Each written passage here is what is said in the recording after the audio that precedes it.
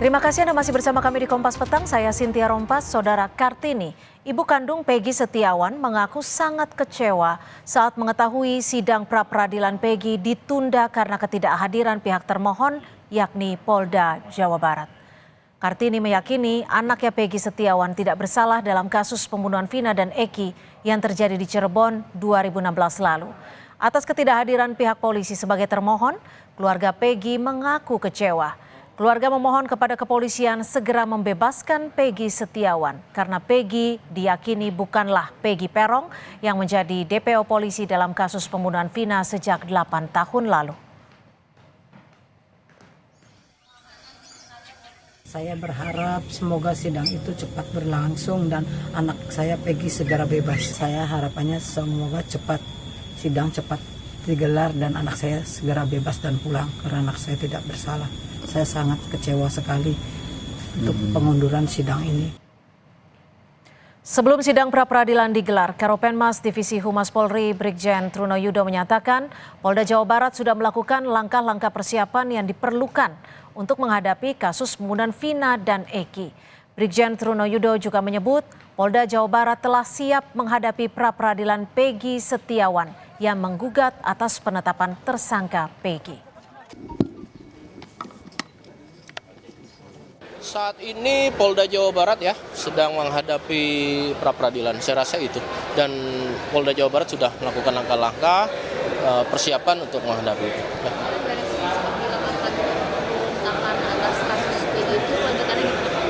Sekarang pra-peradilan. Setelah pihak termohon, penyidik Polda Jawa Barat tidak hadir dalam sidang perdana pra-peradilan Peggy Setiawan. Sidang akhirnya ditunda hingga 1 Juli 2024. Apa yang menjadi penyebab ketidakhadiran Polda Jawa Barat setelah sebelumnya menyatakan telah menyiapkan tim untuk menghadapi pra-peradilan Peggy Setiawan? Kita akan membahasnya bersama kuasa hukum Peggy Setiawan, Muhtar Effendi, Komisioner dari Kompolnas, Pak Yusuf Warsim, serta pakar hukum pidana Universitas Jenderal Sudirman, Prof. Hipnu Nugroho. Terima kasih sudah bergabung bersama kami di Kompas Petang. Selamat sore Mbak. Sore, saya akan ke Pak Yusuf dari Kompolnas. Pak Yusuf, sudah terima laporan mengapa Polda Jawa Barat yang sebelumnya menyatakan siap menghadapi sidang pra-peradilan tapi justru tidak hadir? Ya, karena kami sendiri melakukan pemantauan terhadap proses pra-peradilan pada hari ini, jadi begitu sidang diketahui tidak hadir termohon, ya, kami langsung melakukan koordinasi dan menanyakan ke pihak Polda Jabar. Jawabannya? Sementara yang lengkap itu belum bisa diberikan, tapi kami masih menduga-duga ini kan yang hadir ini kan sudah dikuasakan ke Bitkum Polda Jabar, tentu dugaan kami yang lazim di pra-peradilan lain-lainnya ketidakhadiran dari pihak termohon itu terkait dengan naskah jawaban terhadap gugatan. Ya, naskahnya itu kan menurut kuasa hukum ya, bagian hukum ya, tentu berbeda. Konstruksinya tentu tidak sama yang dibuat oleh penyidik karena ini sidang, maka naskahnya tentu yang benar-benar naskah yang bisa menjawab seluruh gugatan pra-peradilan yang disampaikan pemohon. Nah, ini dugaan kami sementara seperti itu, tapi secara lengkap kami sendiri masih menunggu jawaban. Walaupun demikian, kami sebenarnya tanggal 21 sudah menjawabkan akan hadir, siap. Nah, ini ternyata kita juga bertanya-tanya kok tidak hadir. Nah, jadi tanggal 21 masih menyatakan siap akan hadir, tapi laporan terakhir itu adalah naskah jawabannya belum siap sehingga tidak hadir tadi pagi. Ini dugaan kami karena kami sangat tahu, memantau apa yang akan disiapkan dari pihak kuasa hukum PS terkait dengan aspek materi ini. Walaupun yang diuji kan aspek formil ya Prof. Ibnu, tapi kami sudah bisa membaca ini akan ada gugatan yang arahnya menyoal pada materialnya. Apakah benar Peggy Setiawan ini adalah Peggy yang dimaksud berdasarkan bukti-bukti yang dimiliki oleh penyidik, yang itu pasti digugat, dipertanyakan dari pihak kuasa hukum karena kami sudah memantau, menyatakan bahwa ini bukan Peggy yang dimaksud karena Peggy ini ada di Bandung bukan di Cirebon. Nah, kami menduga dari pihak hukum, bidang hukum, kuasa hukumnya melakukan penguatan-penguatan yang menurut bahasa hukum tentunya untuk bisa menjawab secara hukum gugatan. Itu dugaan kami. Oke. Biasanya seperti itu. Ya. Baik, saya ke Pak Muhtar selaku kuasa hukum dari Peggy Setiawan. Bagaimana tim kuasa hukum merespon ataupun menanggapi ketidakhadiran dari pihak termohon ini? Baik, selamat sore semuanya. Rob, selamat sore. Pak Yusuf, Ya. selamat sore. Mbak, selamat sore. Jadi gini, terus terang saja kami dari tim kuasa hukum Peggy Setiawan atau PS sangat merasa kecewa dengan ketidakhadiran dari pihak Polda Jabar. Kenapa? Karena pertama, nyata-nyata pihak kepolisian daerah Jawa Barat sudah menyampaikan bahwa mereka sudah siap dan mempersiapkan diri untuk menghadapi pra peradilan yang diajukan oleh kami tim kuasa hukum. Bahkan sudah menunjuk tim kuasa hukum juga dari pihak Polda Jabar. Kemudian yang kedua, jelas dan terang perintah daripada Bapak Presiden Republik Indonesia, Bapak Joko Widodo, kemudian juga Bapak Kapolri, Pak Listio Sigit, penyelesaian kasus Pina Cirebon ini supaya dilaksanakan secepat mungkin dan dengan transparan atau terbuka. Artinya dalam hal ini pihak kepolisian daerah Jawa Barat melawan dua institusi, bahkan tiga mungkin kalau saya sampaikan. Pertama, mereka melawan perintah untuk menghadiri sidang daripada Pengadilan Negeri Bandung. Kemudian yang kedua, mereka melawan perintah dari Kapolri sendiri, karena apa yang disampaikan oleh Kapolri itu bukan aturan, bukan saran, tapi perintah dari atasan kepada bawahan. Kemudian yang ketiga, melawan perintah Presiden Republik Indonesia. Oke. Yang menyatakan Dugaan dari kuasa hukum apa yang menjadi penyebab Polda Jabar tidak hadir? Singkat saja. Baik, kalau menurut kami, dugaan dari kami jelas mereka tidak siap. Karena mohon maaf, sejak awal penetapan tersangka terhadap klien kami Peggy Setiawan itu dilakukan dengan cara-cara yang menurut kami tidak berdasar atas fakta hukum yang sebenarnya ada. Begitu. Oke, Prof. Ibnu, kalau dilihat dari ketidakhadiran pihak termohon Polda Jawa Barat, kita perlu khawatir tidak jika ada tanggapan, dugaan bahwa penetapan tersangka terhadap Peggy Setiawan ini sempat ada keraguan-raguan? Iya, betul, Pak. Jadi penetapan tersangka kasus Peggy ini bukan seperti penetapan kasus tersangka kasus biasa, tapi penetapan tersangka berdasarkan sumber DPO. Nah, DPO ini padahal kemarin dinyatakan beberapa DPO adalah fiktif. Pertanyaannya apakah tiga-tiganya fiktif ataukah hanya dua fiktif? Ini suatu problem. Dalam perkembangan jalan seperti ini, maka kemarin kan semua informasi masuk bahwa Peggy bukan DPO. Peggy bukan. Karena konteks DPO, Mbak, harus hati-hati. DPO itu orang punya fasilitas, punya keuangan, punya kekuasaan, kan gitu. Padahal subjek hukum Peggy yang diartikan DPO hanya, mohon maaf, tukang bangunan. Pertanyaannya, seberapa sulit 8 tahun menangkap Peggy? Itulah yang saya kira. Itu yang pertama. Yang kedua, Kapolri menyatakan bahwa 8 tahun yang lalu Polres Cirebon ketidakprofesional. Nah, pertanyaannya, jangan sampai penetapan Peggy itu menjadikan tidak profesional kembali. Inilah Pak Yusuf yang merupakan reputasi Polri dalam pengungkapan perkara yang 8 tahun lalu dalam arti kurang profesional, jangan sampai ini juga tidak profesional lagi. Makanya lebih baik ditunda. Inilah saya kira yang melihat jalan pemikiran Polda Jawa Barat, Mbak. Pak Muhtar, di saat yang bersamaan ini kan berkas Peggy Setiawan juga sudah dilimpahkan ke Kejaksaan. Meskipun belum P18 ataupun bahkan P21, bagaimana kuasa hukum melihat konstruksinya? Secara bersamaan pra peradilan juga ditunda, akhirnya artinya ada waktu yang terbuang. Baik, memang informasi yang kami terima dan memang sudah disampaikan juga oleh pihak Kejaksaan Tinggi Jawa Barat bahwa berkas kasus atau berkas Peggy Setiawan ini sudah dilimpahkan kepada Kejaksaan Tinggi Jawa Barat. Tetapi pelimpahan tersebut seperti yang disampaikan oleh pembicara daripada Kejaksaan Tinggi itu bukan berarti serta-merta pelimpahan berkas itu dinyatakan bahwa berkas sudah lengkap dan sempurna.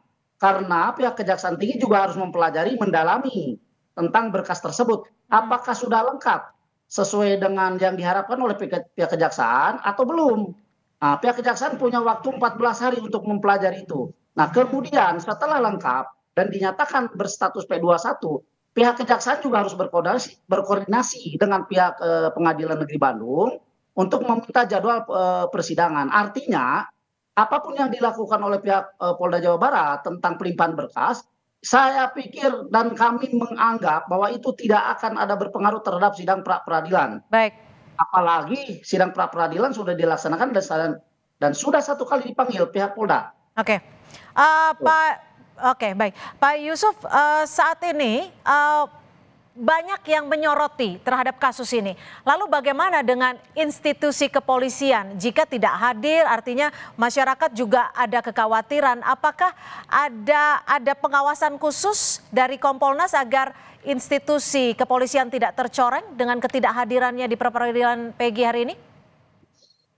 Ya kami begitu tadi sudah diputuskan sidang ditunda, artinya memang sudah pasti tidak hadir termohon, kami sudah langsung meminta klarifikasi dari pihak Polda Jabar. Nah, karena bagaimanapun ketika menetapkan seseorang menjadi tersangka, karena penetapan tersangka itu sudah menjadi objek pra peradilan, maka di situ pula penyidik itu sesungguhnya sudah siap apabila ada gugatan. Nah, pada tanggal 21 lalu kan kami ketemu dengan penyidik. Nah, dari penyidik pada prinsipnya siap dengan gugatan itu dan hadir. Nah, hanya kan karena ini sudah persidangan, ada dihadiri oleh Bitkum. Bitkum itu adalah bidang hukumnya Polda Jabar. Tentu konstruksi jawaban atas seluruh gugatan pemohon kan harus dijawab. Nah, kelaziman yang bisa kita lihat ketidakhadiran termohon termohon penyidik itu kelazimannya itu terkait dengan naskah jawaban terhadap permohonan gugatan pra peradilan itu yang memang benar secara bahasa hukum harus bisa benar, kan tidak bisa bahasanya penyidik dikasihkan oleh hakim inilah jawaban kami. Nah, itu kedugaan kami ke sana. Terutama ada aspek penguatan sekali lagi untuk meyakinkan meskipun ini formil minimal 2 alat bukti penguatannya akan bisa menjawab ini adalah Peggy yang benar yang kami maksud selama ini untuk ditangkap, inilah buktinya. Kira-kira seperti itu. Prof. Ibnu, kalau dilihat dari peristiwa hari ini hak-hak Peggy Setiawan untuk mencari keadilan terabaikan tidak? Ya, karena gini, ya tidak Mbak, tapi cuman memberikan tidak berdasar pada asas cepat. Gitu. Karena dalam suatu proses pra peradilan itu asasnya cepat, pemeriksaannya cepat. Jadi 7 hari itu harus selesai. Itulah. Oleh karena itu ya dalam haknya dilanggai betul, tapi dalam konteks hukumnya memang diberikan hak untuk menunda, kan itu loh. Tapi dalam hal Peggy ya itu namanya suatu pelanggaran kan itu, karena kecepatan itu bagian penting dalam suatu sistem peradilan. Jadi keraguannya Polri saya melihatnya terjadi kesesatan Mbak, sesat objek, kesesatan orangnya. Jadi bukan Peggy yang ini, mungkin Peggy yang lain gitu loh. Jadi inilah yang saya kira menjadi fokus. Jadi bukan masalah buktinya. Makanya tadi betul Pak Yusuf, ke depan walaupun peraturan Mahkamah Agung bahwa pemeriksaan pra peradilan itu adalah eksaminasi okjas, itu kan dalam kasus biasa. Dalam kasus Peggy itu luar biasa karena bersumber pada DPO. Ini orangnya biaya atau tidak. Jadi bukan bicara bukti dulu, orangnya dulu. Kalau sampai orangnya tidak, itu yang terjadi mistake, error in persona. Nah, ini jangan sampai terjadi. Kalau itu sampai terjadi, waduh luar biasa ini penguapan yang kurang profesional. Prof, ini kan juga ada dugaan ya jika Polda Jabar tak hadir karena diduga mengulur waktu. Sehingga jika berkas Peggy yang dilimpahkan ke Kejaksaan di saat minggu lalu telah lengkap atau P21, artinya kan kewenangannya sudah di Kejaksaan, bukan lagi di Polda Jawa Barat. Ini bagaimana Anda melihatnya? Ya, ini bagian dari ruang namanya disebut pra penuntutan. Jadi pengembalian berkas nanti paling saya yakin bahwa penuntut umum tidak menerima begitu saja hasil pemeriksaan Polda Jawa Barat. Penuntut umum pasti meminta bukti-bukti lain, ahli-ahli lain, bukti-bukti yang lain yang mendukung bahwa Peggy itu benar sebenarnya. Karena sekarang kalau itu sudah dilimpahkan, bola ada di kejaksaan. Jangan sampai nanti jaksa tidak bisa menggambarkan suatu objek yang teliti, tidak bisa menjadikan subjek yang teliti. Kalau itu yang terjadi nanti Pak Muhtar bisa mematahkan, itu namanya surat dakwaan obskur. Obskur batal. Batal, selesai itu suatu perkara, dikembalikan seperti tidak ada suatu perkara. Inilah yang menjadi tanggung jawab kejaksaan. Oleh karena itu saya melihat dalam perkara ini saya kira tidak sampai pada persidangan, belum sampai persidangan Mbak. Pasti pra peradilan ini akan dikuatkan dulu, jaksa juga melakukan dulu. Sehingga kalau sampai gugur kayaknya agak jauh. Karena semua harus siap dalam suatu bukti-bukti yang akurat. Tapi Prof, kalau pra peradilan ini kan sidangnya maraton ya, hanya 7 hari. Jika dimulai dari tanggal 1 Juli 2024, kira-kira konstruksi hukum apa yang bisa saja terjadi dalam jangka waktu ini? Ya, kalau sekarang besok misalkan tanggal 1, berarti 7 hari dipotong Sabtu Minggu, berarti tanggal 9 Juli harus selesai. Nah, pertanyaannya, putusannya menolak atau menerima nanti pengadilan.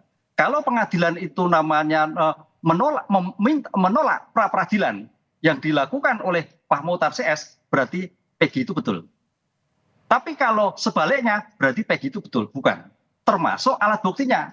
Karena tadi kita dalam Peggy ini ada dua masalah.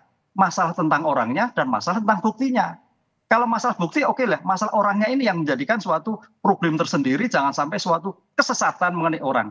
Dalam istilah hukumnya mistak. Gitu Mbak. Pak Muhtar, dengan ketidakhadiran Polda Jawa Barat, penyidik Polda Jawa Barat dalam sidang perdana ini, apakah yang bisa Anda simpulkan terhadap penyidik Polda Jawa Barat ini? Apakah memang penetapan tersangkanya ini menurut Anda perlu diragukan atau seperti apa? Baik. Kalau saya lihat ya bahwa konstruksi hukum yang dibangun oleh Polda Jabar untuk mempersangkakan Peggy Setiawan sebagai klien kami itu sangat lemah.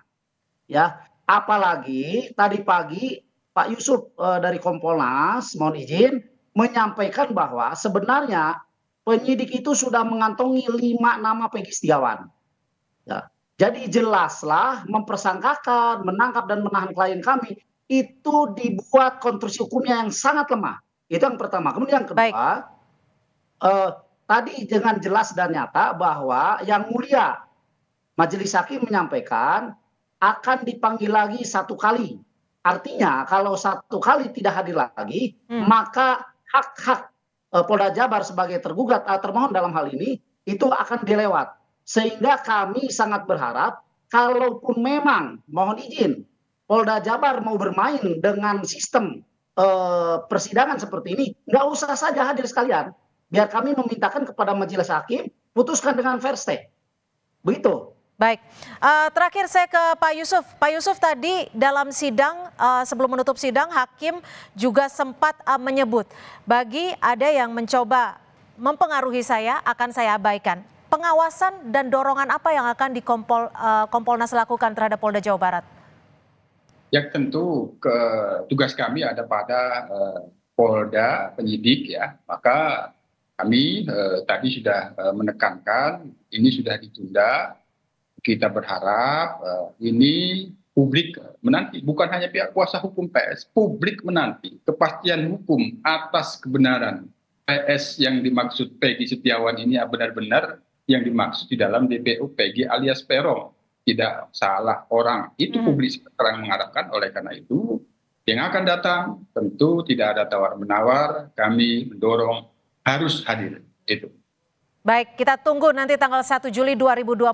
Terima kasih Pak Yusuf Warsim, Komisioner dari Kompolnas, dan juga Prof. Hipnu Nugroho, pakar hukum pidana Universitas Sudirman, dan Pak Muhtar Effendi, kuasa hukum dari Peggy Setiawan, sudah bergabung bersama kami di Kompas Petang. Selamat sore. Siap, selamat sore Prof.